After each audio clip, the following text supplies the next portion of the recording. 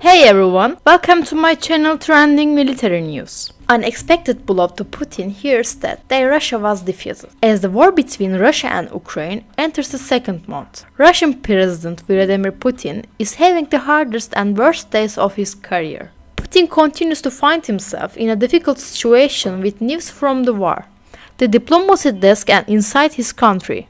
The first bad news that 69-year-old Putin received yesterday was Ukrainian soldiers pushing back Russian soldiers near Kyiv.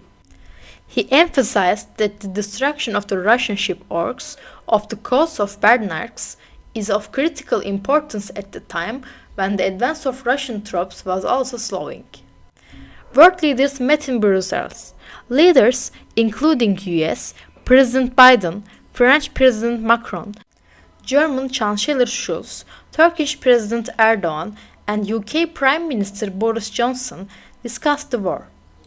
The G7 prevented Russia from selling its gold reserves while it was decided not to sell the gold reserves of approximately $240 billion. The US aide decided to impose sanctions on the deputies and other officials in the Russian parliament. On the other hand, the Polish administration froze the accounts of the Russian embassy in Warsaw in the evening. He announced that NATO had decided to send 40,000 soldiers to Romania, Bulgaria, Hungary and Slovakia, while it was stated that weapons, including anti-ships and weapons, will be sent to Ukraine. France also decided to activate 3 nuclear submarines at the same time for the first time. It was also on the agenda that senior figures close to Putin either disappeared or were seen in other countries.